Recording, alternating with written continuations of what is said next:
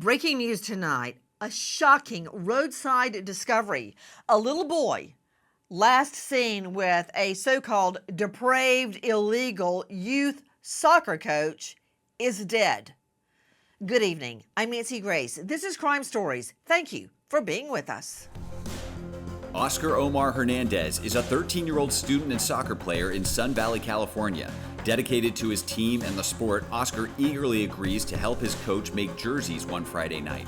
But concerns grow when the 13-year-old boy doesn't return home. 13 years old, just turned 13. He hadn't even lived 13 years yet. He'd only lived 12 years and some days. Why is this little boy dead and callously thrown on the side of the road? According to witnesses, he was last seen with his youth soccer coach. Listen. Mr. Garcia-Aquino was his soccer coach. And on that day, Omar Hernandez went up to Lancaster to see Mr. Garcia-Aquino. 2 days later, he was reported missing. And on April 2nd, 2025, last week, his body was found in Oxnard, off a road near Leo Carrillo State Beach. Oscar Omar is the baby of the Hernandez family, 13. Oscar has settled into his life in North Hollywood. Known as Omar to his 7th grade classmates at the Sun Valley Magnet School, he gets good grades and is well liked, but above all, he's a standout soccer player. If Oscar isn't helping out at home or in school, you can find him at the Whitsett soccer fields.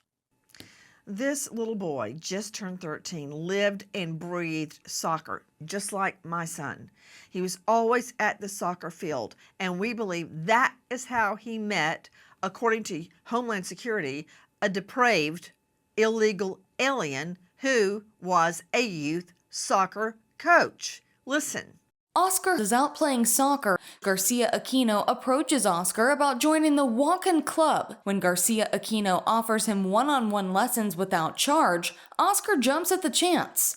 On a Friday afternoon, Coach Garcia-Aquino gives his star student a call, inviting Oscar to make some money doing a few odd jobs at his Lancaster home. Oscar, a hard worker who would love an addition to his allowance, is immediately interested. Before the 13-year-old really gets permission from his family, he grabs the next train to Lancaster, a 2-hour trip. Oscar FaceTimes his brother, Josue, from the train, telling him Coach will drop him back at home tomorrow morning. Joining me in All-Star panel to make sense of what we are learning tonight. But I know this much. The body of a 13-year-old little boy who trusted his soccer coach implicitly was found thrown by the side of the road like trash. But how did he get there? What led up to that? Joining me, as I said, an All-Star panel. But first, let me go to Sierra Vanderbrug, crime safety reporter at LA Daily News. Sierra, thank you for being with us. Tell me about this soccer field and how is it that this little boy is out there playing when he is approached and befriended by an illegal alien soccer coach? We still have a lot of questions about the process of Garcia-Aquino meeting Hernandez, but reports indicate that he was his soccer coach on a travel boys team located out here in the San Fernando Valley. Sheriff Robert Luna here in Los Angeles told us that Garcia-Aquino worked as a coach for a youth travel soccer team called the Hurricane Valley Boys Soccer Club, where he coached varying age groups.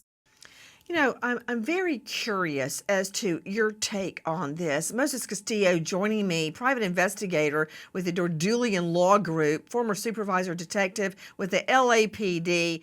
Mr. Castillo, thank you for being with us. It sounds like a textbook case. A textbook case. The boy lives, breathes, and eats soccer. When he's not in school, he's at the soccer fields. And he is approached by this youth soccer coach. And now he's dead, Moses. Yes, horrible. Thank you for having me, Nancy. First of all, I want to tell you that these groomers are great at what they do. Not only do they earn the trust of the victims that they're targeting, but they also gain the trust of their parents, their family, to the point where they let him get on the train and travel all the way 2 hours to where he lives and spend the night. Unbelievable that this even happened. But that's the reality. That these groomers are so good that they can convince a family to do just that. Another thing, Moses Castillo, they dangle in front of the children and the family that the child has amazing soccer skills or amazing fill in the blank skills, tennis skills, football skills, basketball skills, and that they could get a college scholarship maybe, or maybe even play pro. And for a lot of children, I mean, it would have been a huge carrot if my family, when we were growing up, nobody had ever been to college in our family. If they thought, wow, she's so good at blank, we can get her in college for free. She can get tuition and a college education. I mean, that's the kind of lure that makes parents believe these coaches. Absolutely. They tell me, hey, Johnny's a great player. He's going to be a star, and so on and so forth. But I got to tell you, sources closer to the investigation have told me that this was a self-proclaimed coach. He wasn't certified. He wasn't registered with any league as a coach whatsoever. And when the authorities searched his residence, they did find player ID cards. They found registration forms, applications, which tells me that some league gave him access to these children, and they should never have done that. Oh my stars. How did he do it? You're telling me that adults believed his scam and let him have access to these children? I mean, we know that he approached the little boy, Oscar, and said, wow, you're amazing, and offered him private soccer lessons, coaching for free. That doesn't happen. My son is a soccer player, and he gets goalie lessons, but through the school. The school has a goalie coach that is helping the goalies. This guy just walks out onto a soccer field, approaches a little boy and says, hey, you're awesome. I'm going to give you soccer coaching for free. Unheard That's of. what happened, Moses? That is crazy. That's bizarre that it went unchecked and nobody stepped in and said, hey, show me your credentials, or you're not certified. Parents need to be more vigilant and confirm these things. Are you going to be the coach? Show me your credentials. Show me that you've been certified, that you've been live scanned, that you went through a background check, that you've been through the training. All that was missed. But you know what? Let me go to Karen Stark. Guys, Karen is a renowned psychologist joining us out of Manhattan, TV, radio, trauma expert, and you can find her at karenstark.com. Karen, parents that are uneducated, and I don't mean didn't go to college. I don't mean that. I mean parents like my parents. Why would they question that someone's not a soccer coach, right? Yes, it's easy for us to say, why didn't the parents know? Why didn't the parents check him out? But I'm thinking back when we were growing up, we were exposed to all sorts of adults that didn't have a background check and didn't have credentials. So I don't really blame the parents here. This is somebody who came across so charismatic outwardly, and he was considered trusted by these children, these boys. They thought he was fabulous. How would they know anything else? And the parents believed him. They are so skilled. This kind of guy is so skilled at coming across that way. But underneath, this is a predator. This is what he wants. He wants psychosexual fulfillment. And so he does the best job he can to convince them they should trust him with their children. Sierra Vanderbrug is joining us from Daily News. I'm looking at those photos. Sierra, take a look at those photos we were just showing. It shows the coach with a team. Now, explain to me, he approached little Oscar about joining the club. What club? So we had Sheriff Robert Luna here in Los Angeles confirming that Garcia-Aquino worked as a coach for a youth travel soccer league called the Hurricane Valley Boys Soccer Club, and that as a part of this club, he coached various age groups. Oh, a travel league. That's a lot different. Okay, Sierra, explain what is a travel league? To my understanding, a travel league would be a competitive team that would travel around to multiple locations competing in soccer games. Okay, and they're not school affiliated. Moses Castillo, my son played with a similar league, all right, and they don't travel far, but they do travel, say, an hour, 2 hours max to play basketball. So it's not really affiliated with a school like you were saying, but it's a travel league. And I find that really interesting because this coach would then have access to these boys, many of them very young and very small, away from the parents, Moses. Yes, his MO was very specific and targeted. He would like to get these kids alcohol, get them drunk, have them over, sleepovers, that kind of thing. And some of them would wake up the next morning feeling like something went wrong, something happened to them, but they were just too afraid, too ashamed to speak up. But this went on for a long time. And they may not have really understood what went wrong. I mean, they wake up and their clothes may be misadjusted or they might feel queasy, but they don't really know what happened. It's a nightmare scenario, especially for a little boy like this who has just turned 13. Sierra, again, how did this suspect meet little Oscar? It's unclear the specifics of how he exactly met Oscar, but we've been told that he was his soccer coach, so previous relationship established as a coach to Oscar. Moses Castillo joining me, private investigator with the Dordelian Law Group. Moses, have you seen the image of the Whitsett Park facility? It's huge. Absolutely. That's why these predators, they seek these positions because that's a high victim target rich environment. And that's exactly it. And I got to tell you, playing on those fields costs money. You have to get permits, you have to pay for that. And he did this unchecked for years. Once you see the photos of this individual, that if you may have been a victim, please come forward. I know it's not easy. I know it could be either embarrassing, you don't want to tell somebody, but it's very important that we bring justice not only to the family here to my left, but any families that may have been victimized by this. How could a beautiful young first grade teacher be stabbed 20 times, including in the back, allegedly die of suicide? Yes, that was the medical examiner's official ruling. After a closed-door meeting, he first named it a homicide. Why? What happened to Ellen Greenberg? A huge American miscarriage of justice. For an in-depth look at the facts, see What Happened to Ellen on Amazon. All proceeds to the National Center for Missing and Exploited Children.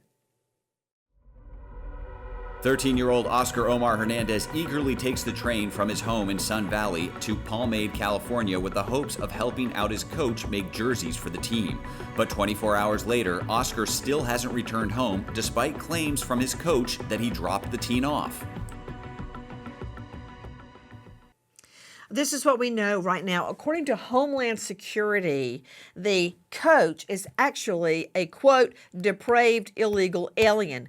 Their words, not mine.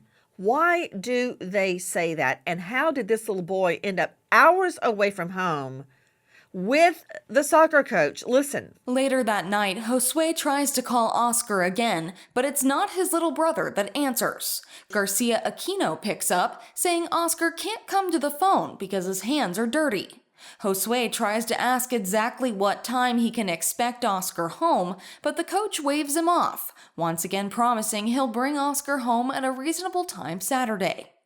We were talking earlier, and I believe it was you, Moses Castillo, and I understand why you said it, that why didn't the parents check this guy out? Why didn't they ask for a background check, where he was certified?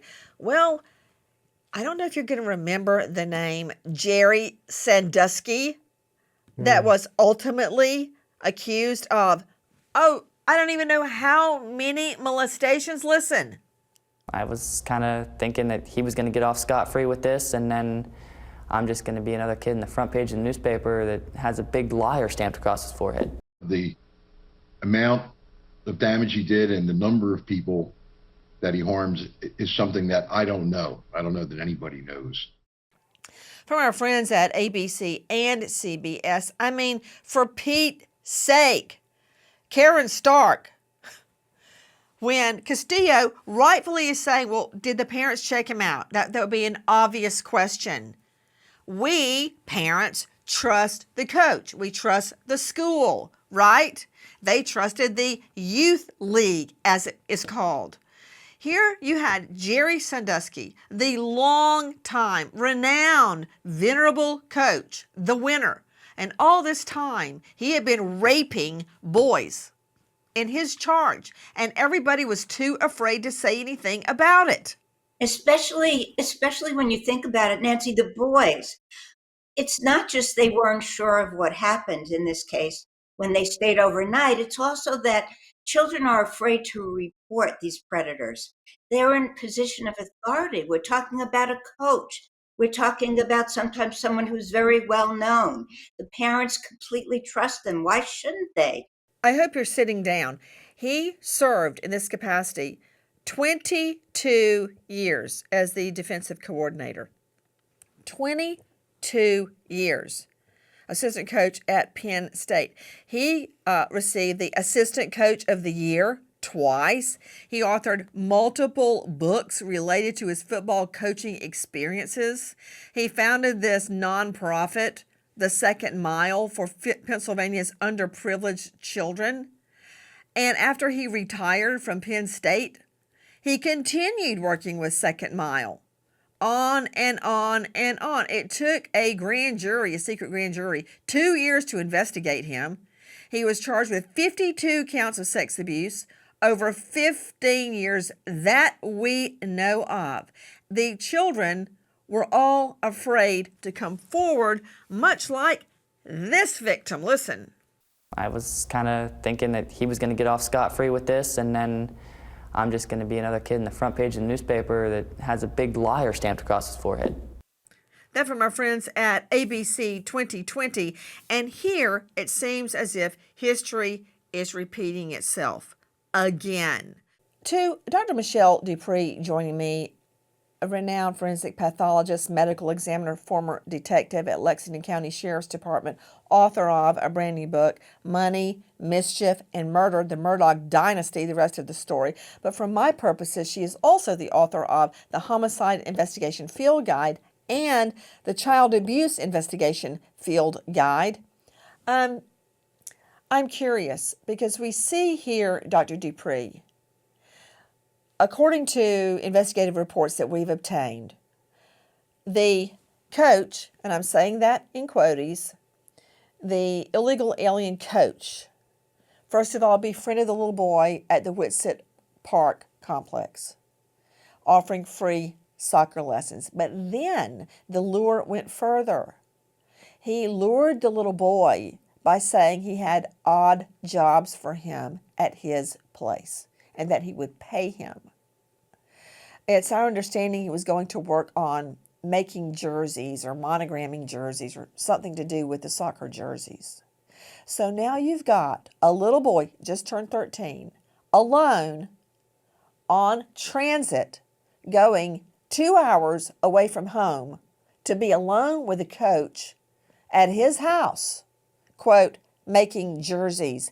And my question to you, Dr. Michelle Dupree, you've sadly worked on so many child homicide cases, and that is the MO, the modus operandi, the method of operation. You get the child alone. Whether you, like I was talking to Sierra Vanderbrug earlier, whether you get them in your vehicle, your truck, your camper, whether you lure them to your home, you get the child alone.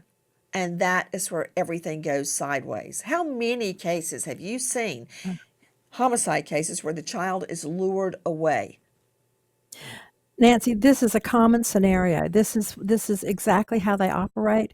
They initially meet the child. They're very personable. Most of these people are personable. They are liked by the kids. They're liked by the families.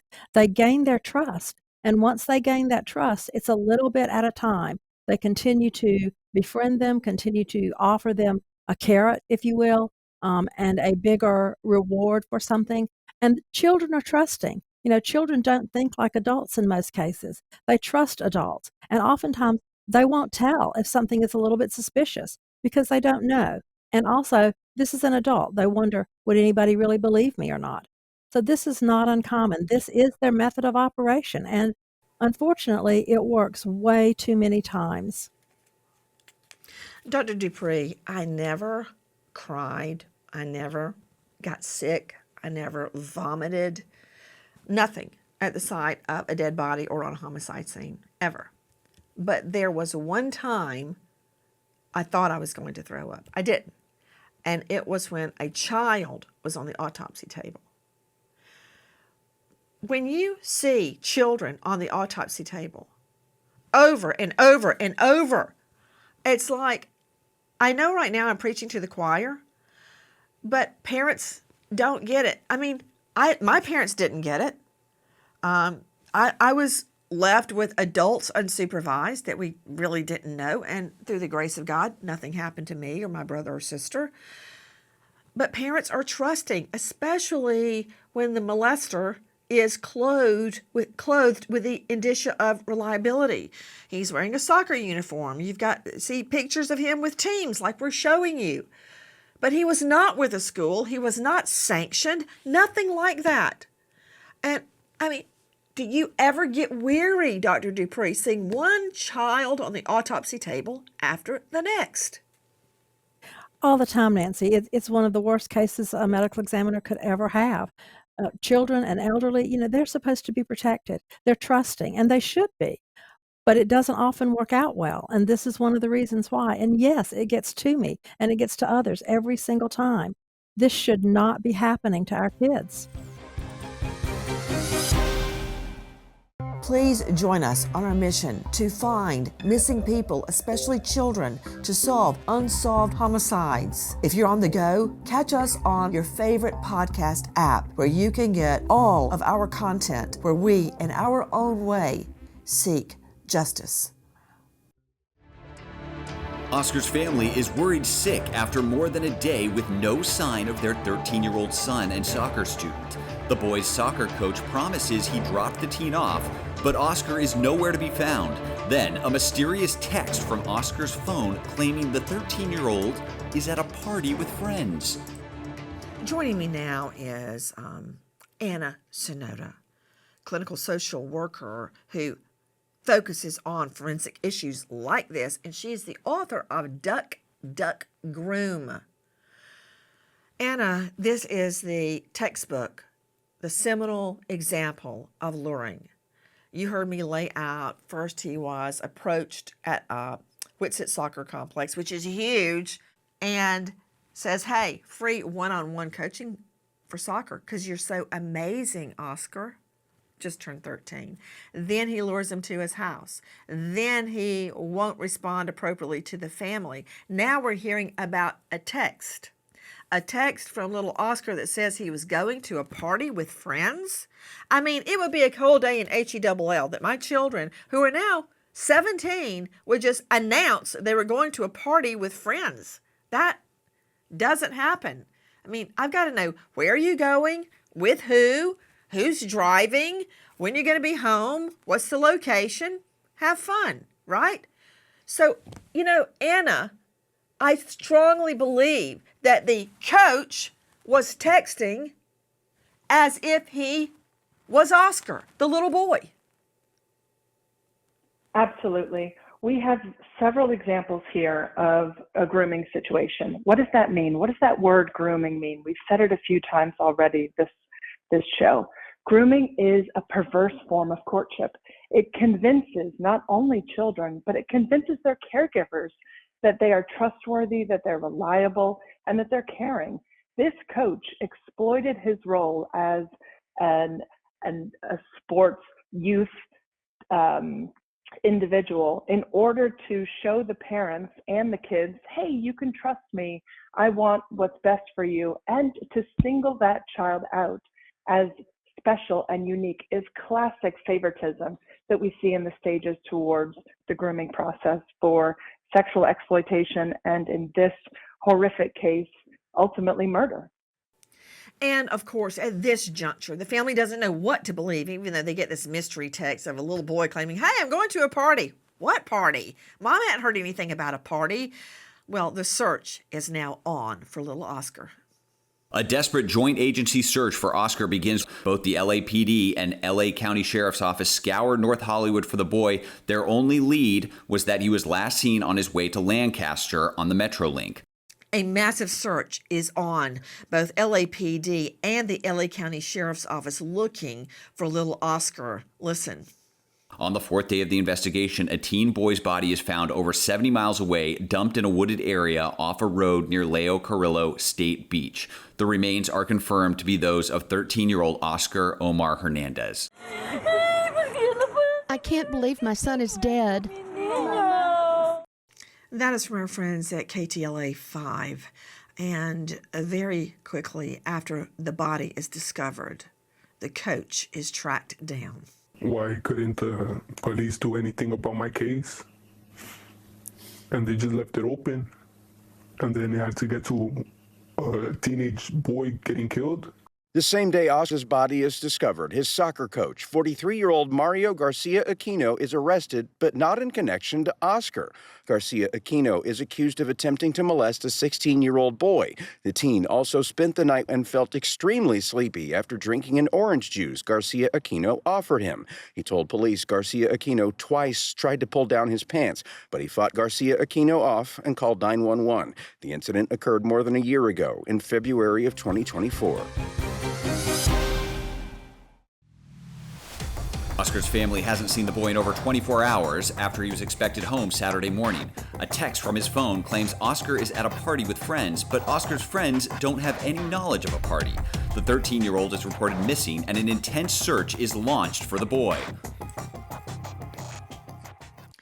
Karen Stark, don't you see the significance of this mysterious text from the little boy saying, I'm going to a party? And then can't you just see the mom and the brother calling, hey, what party? Hey, what party? To all their friends, and they know nothing about it?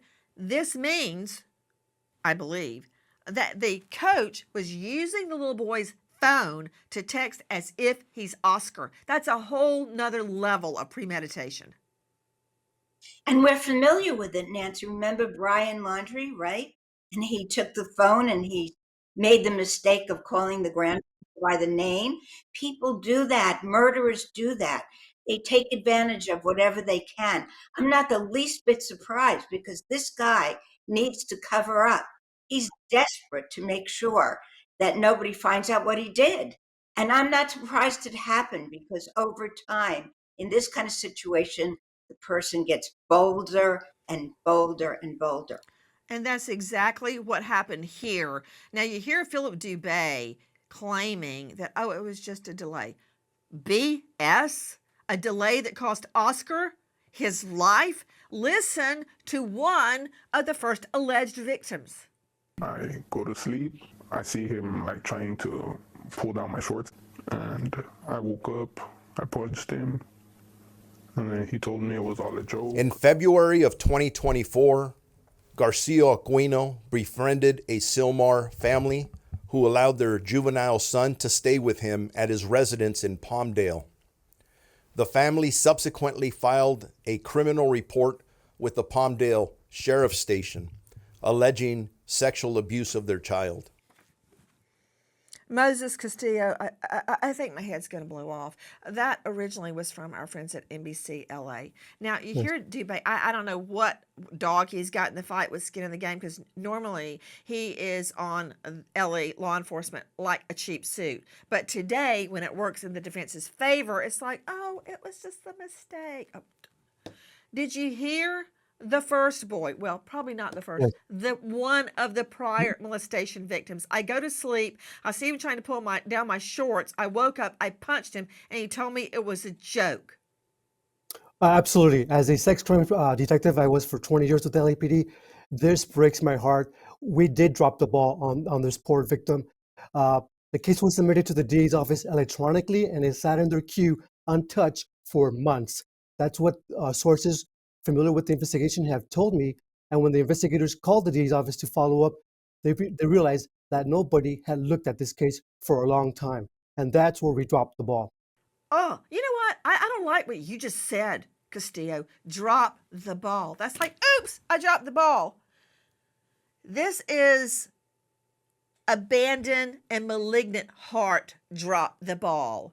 Oscar is dead because somebody dropped the ball. Anna Sonoda, that's not all. Listen. Detectives learned that there was another unrelated child sexual abuse case being handled by the Los Angeles Police Department's Foothill Division involving Garcia-Aquino.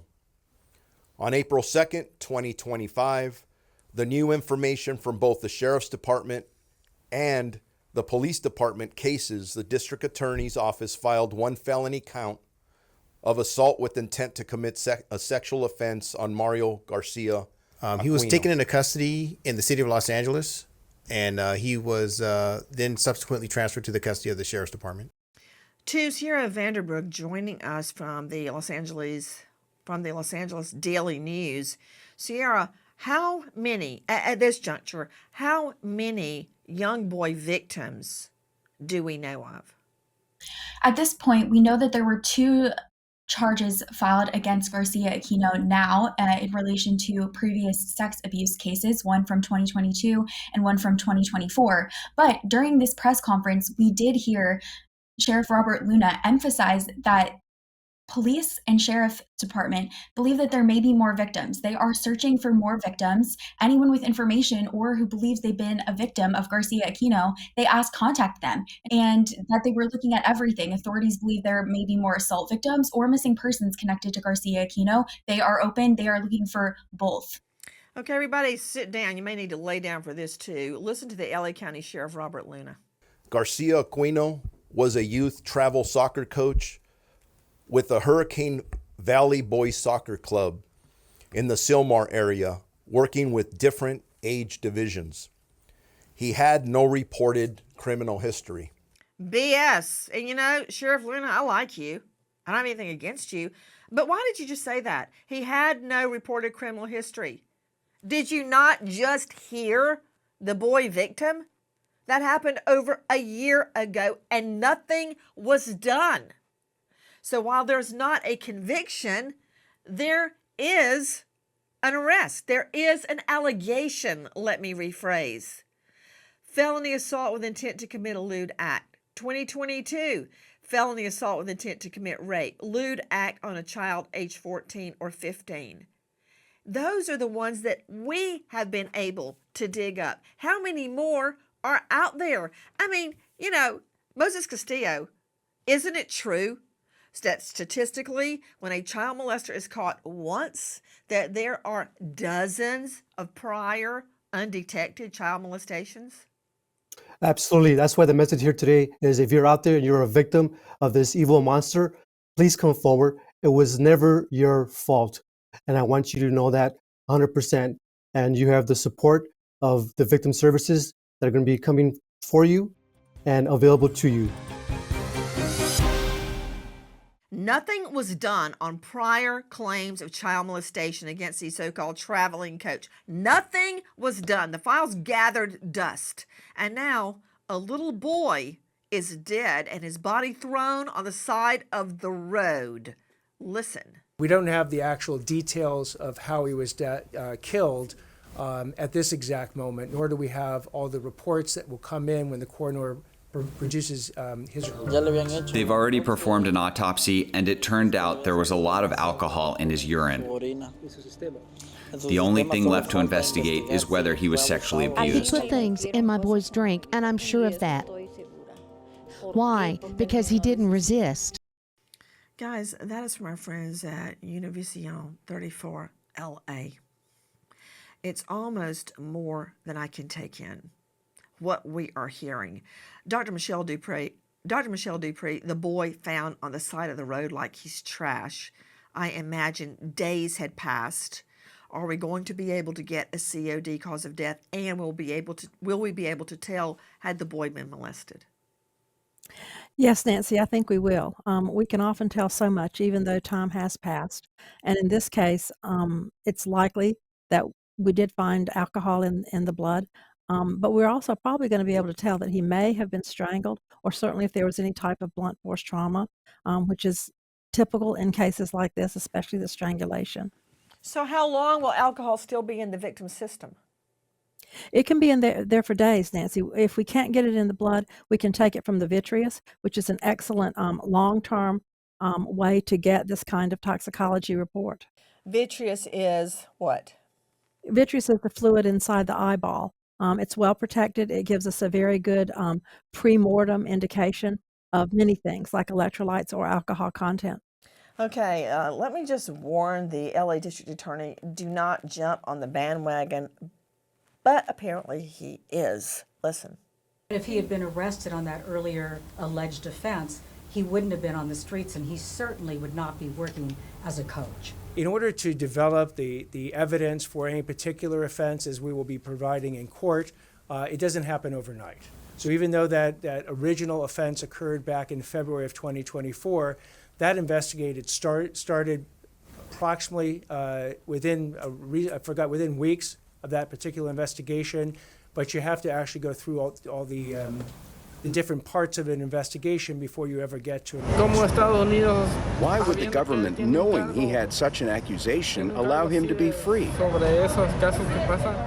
Yeah, why would they? That's from our friends at KTLA 5. You know, as much tap dancing as the DA is doing, he needs to just admit the truth.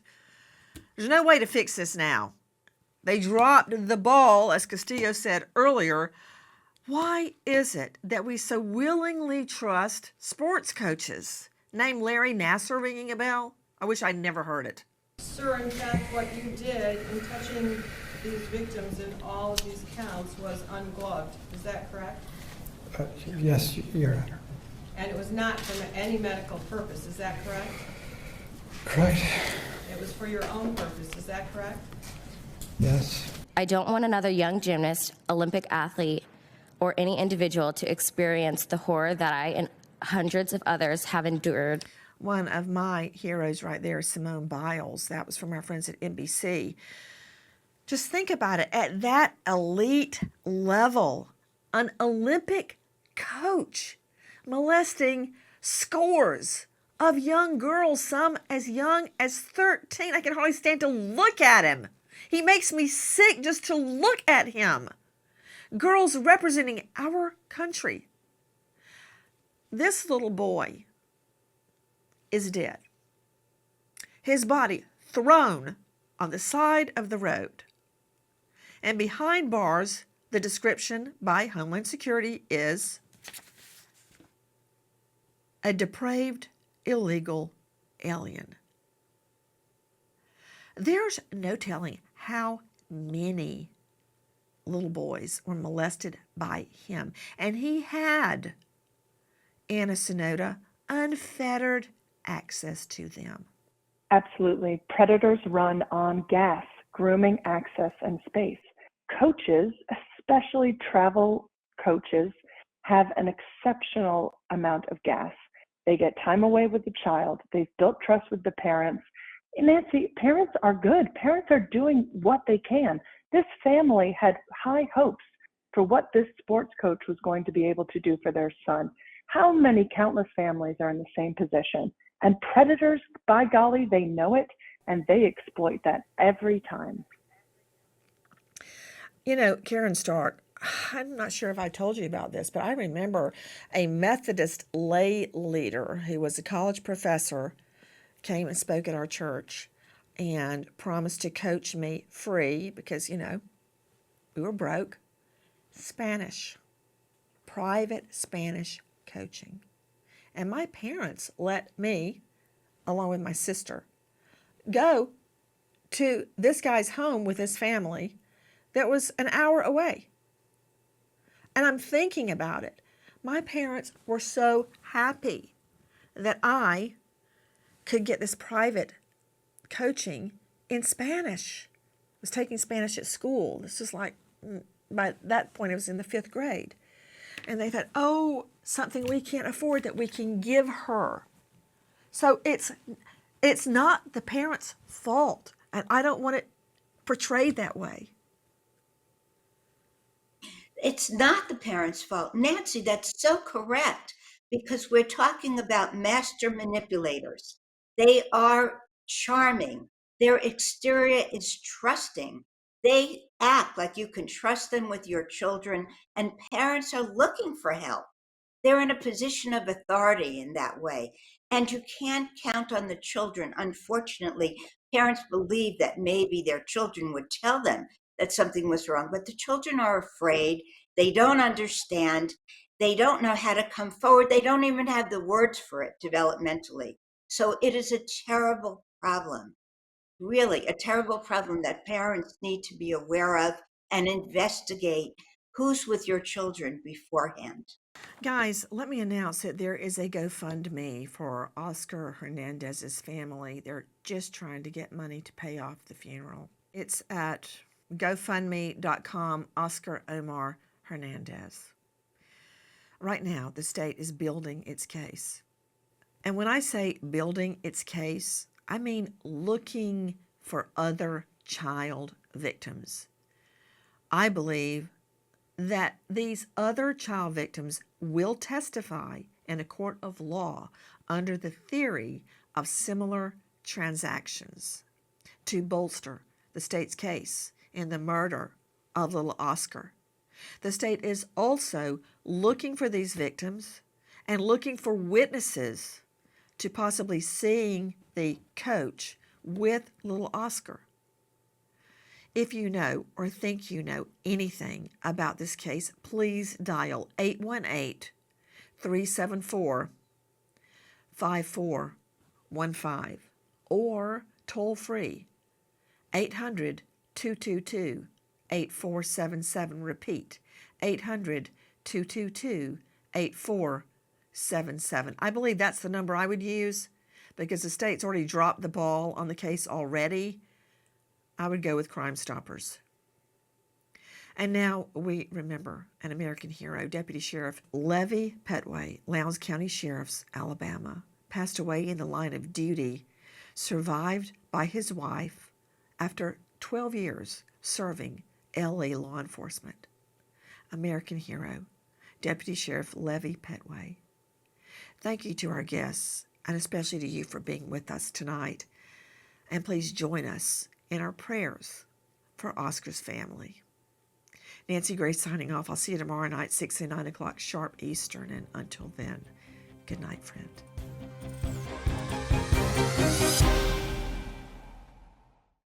Please join us on our mission to find missing people, especially children, to solve unsolved homicides. If you're on the go, catch us on your favorite podcast app where you can get all of our content where we, in our own way, seek justice.